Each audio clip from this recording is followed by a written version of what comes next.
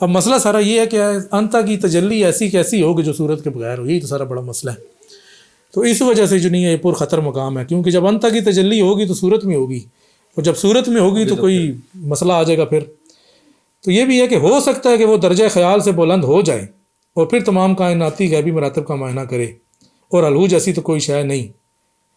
تو درجہ خیال سے بلند ہونے سے مراد یہی ہے کہ وہ جو صورتوں میں ڈھلتا ہے عالم خیال میں، تو جب یہ صورتوں سے بلند ہوگا تو پھر اس کی تجلی کیسی ہوگی؟ بے صورت تجلی۔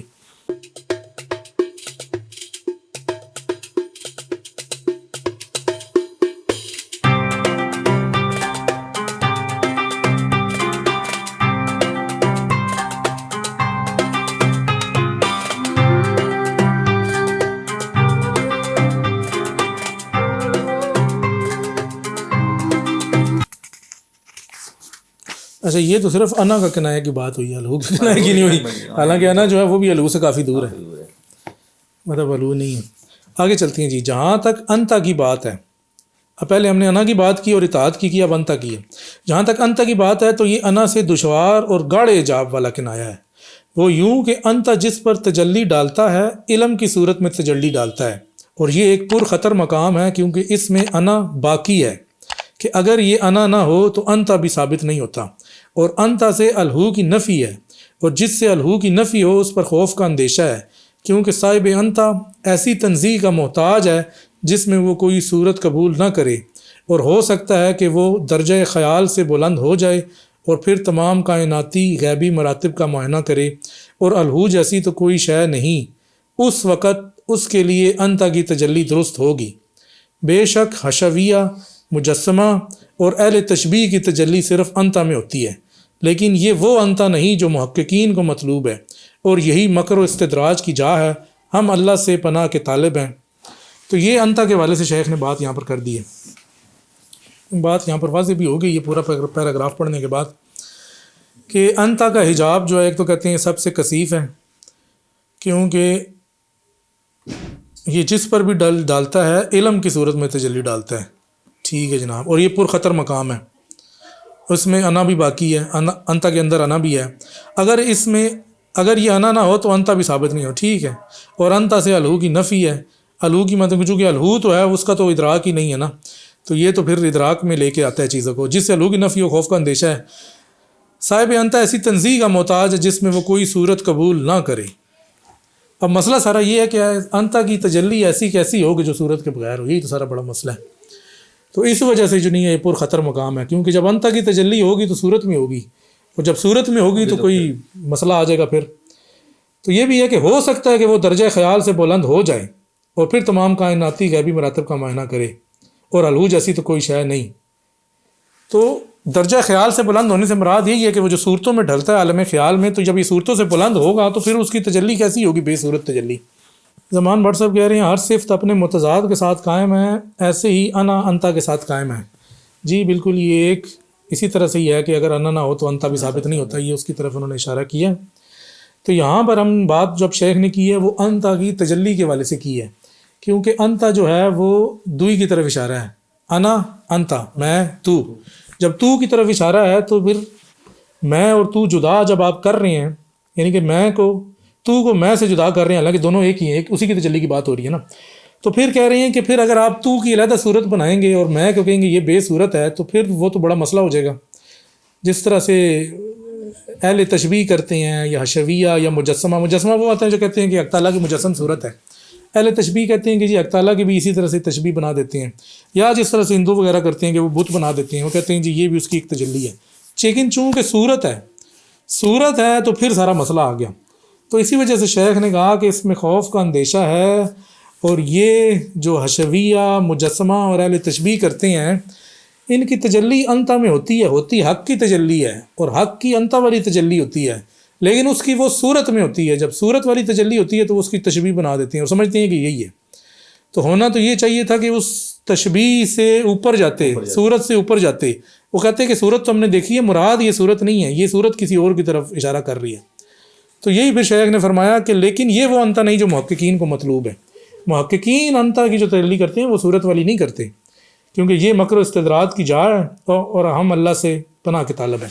تو محققین بے صورت کی طرف جاتے ہیں انتا کی صورت والی تجلی سے بھی، لیکن جو عام قسم کے لوگ ہیں پھر وہیں پہ رک جاتے ہیں نا، وہ اس تجلی کو سمجھتے ہیں کہ یہی ہے، اسی کی تجلی ہے انتا میں، تو بس انتا تو نہیں کہ وہ تو خیر یہی سمجھتے ہیں حق کی تجلی ہے، تو ادھر رک جاتے ہیں. کوئی اس کی صورت بنا لیتا ہے، کوئی اس کو کہتا ہے جی تشبیہ ہے، کوئی کہتا ہے اس کا جسم ہے، تو پھر وہ اس حد پہ جا کے جو نہیں ہے حق سے وہ بات منسوخ کر دیتے ہیں. کسی بھی سینس میں کوئی جو بت ہے، کوئی آگ ہے، کسی بھی صورت میں کوئی بھی صورت کی تجلی، کوئی بھی صورت لے لے اس کو.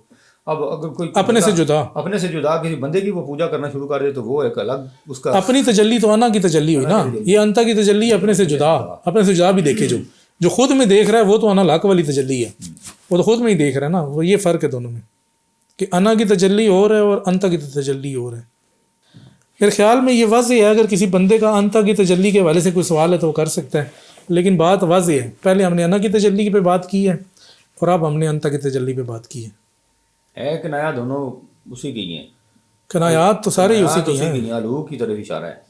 لیکن جب دو ہو جائیں گے تو پھر مسائل پیدا ہوں گے نا. جب ہے اسی کے، کبھی کہہ رہا ہے میں، کبھی کہہ رہا ہے تو پھر وہاں پہ جا کے بندہ پھنستا ہے نا. وہ پھر وہ اس لیے رحمۃ اللہ نے یہاں پہ کہا ہے کہ بڑا خطرناک مکان ہے اور مکر والا معاملہ ہے یہاں پہ، تو اس لیے یہاں سے نکلنا بھی ذرا مشکل ہوتا ہے. مشکل ہے انتا کی تجلی سے. چلو انا میں بھی خیر جو پھنس جائے تو پھنس گیا، پھنس تو جاتا ہی ہے، لیکن انتا والی بھی زیادہ کوشش انتا میں تو عام بندہ پھنستا ہے. انا میں تو سمجھتا ہے جو صوفی ہوتا ہے وہ کہتا ہے میں تو پہنچا ہوا ہوں صوفی ہوں، وہ پھنستا ہے. یہ فرق ہے دونوں میں.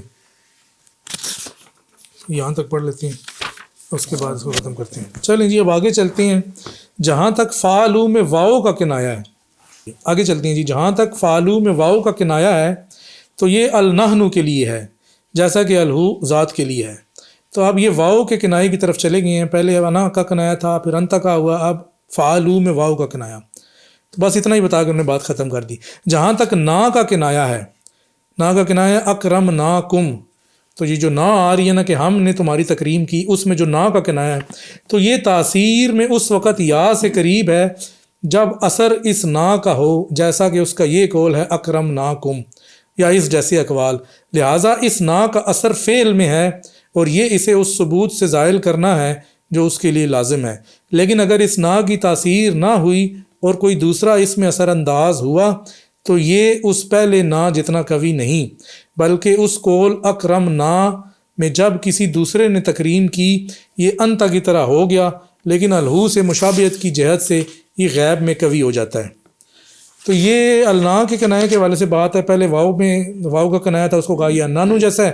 جو نا کا کنایا ہے اس کی شیخ نے یہ تھوڑی سی تفصیل بتائی ہے. اکرم نا کم قرآن مجید کے ایک لفظ لے کر آئے ہیں اور اس میں بتایا کہ اس میں یہ تاثیر کس طرح سے ہوتی ہے اور کس طرح سے نہیں ہوتی. تو یہ جو تاثیر والی باتیں ہیں یہ سمجھنا مشکل ہے. آگے چلتے ہیں. یہ جانو کہ الہو تمام کنایات سے بڑھ کر یا کا طالب ہے. تو یا یعنی کہ جو لام زے لی یہ جو آتی ہے اس میں الہو سب سے بڑھ کر یا کا طالب ہے، کیونکہ الہو کی عددی قیمت 11 ہے اور یہ اسم عادیت ہے.